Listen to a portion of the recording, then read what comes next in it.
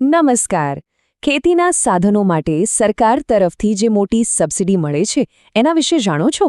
ચાલો આજે આપણે આઈ ખેડૂત પોર્ટલ પર ઘરે બેઠા ઓનલાઈન અરજી કઈ રીતે કરવી એની આખી પ્રક્રિયાને એકદમ સરળ ભાષામાં સમજીએ. શું ખેતરને વધુ આધુનિક બનાવવાનો વિચાર છે? કોઈ નવા સાધનો વસાવવા છે? તો સરકારની મદદથી આ સપનું સાકાર થઈ શકે છે. હા, બરાબર સાંભળ્યું. માનવામાં નહીં આવે, પણ આ સાચું છે.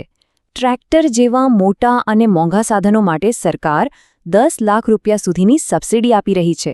ખરેખર આ તક ગુમાવવા જેવી નથી. તો સવાલ થાય કે આ આઈ ખેડૂત પોર્ટલ છે શું?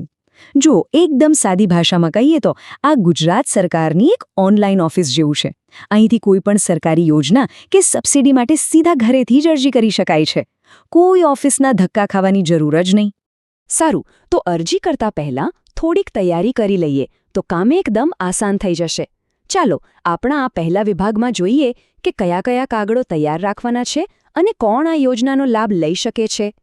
સૌથી પહેલાં તો આ થોડા જરૂરી ડોક્યુમેન્ટ્સ હાથવગા રાખવા, જેમ કે આધાર કાર્ડ, ઓળખ માટે વોટર આઈડી કે પેન કાર્ડ, એક નવો પાસપોર્ટ સાઇઝનો ફોટો, બેંકની પાસબુકની કોપી અને હા, સૌથી અગત્યનું એક ચાલુ મોબાઈલ નંબર.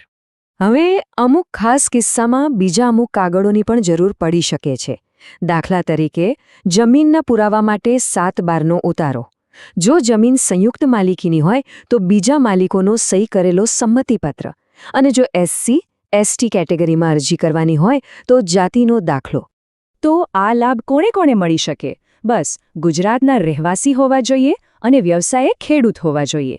સાથે આધાર કાર્ડ અને એક એક્ટિવ બેંક ખાતું હોવું જરૂરી છે. અને એક ખાસ વાત જાણી લો, સરકાર મહિલા ખેડૂતો, SC/ST ખેડૂતો અને દિવ્યાંગ ખેડૂતોને પ્રાથમિકતા આપે છે, એટલે તક વધુ સારી છે. ચાલો તો હવે આવીએ મુખ્ય કામ પર. ઓનલાઈન અરજી કરવી કઈ રીતે? અહીં આપણે એક પછી એક બધા સ્ટેપ સમજીશું, એટલે કોઈ પણ જાતની ભૂલ થવાની શક્યતા જ ના રહે.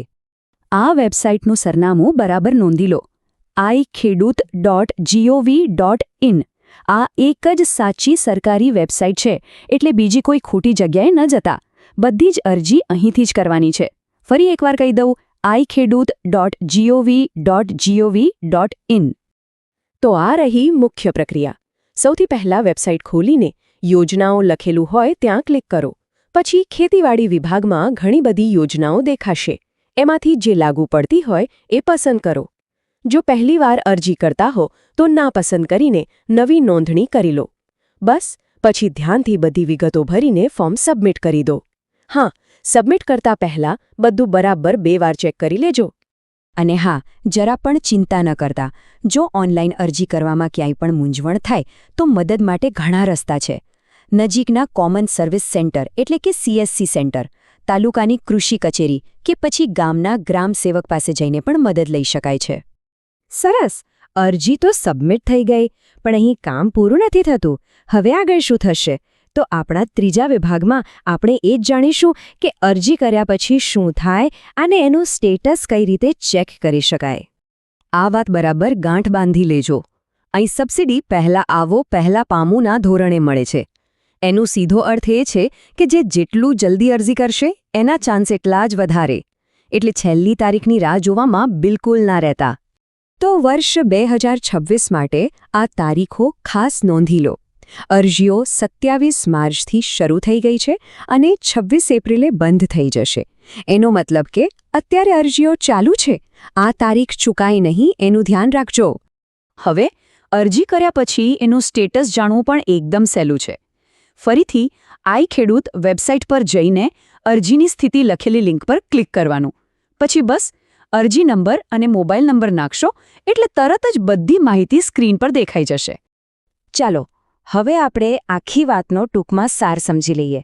કયા એવા મુખ્ય મુદ્દાઓ છે જે ખાસ યાદ રાખવાના છે?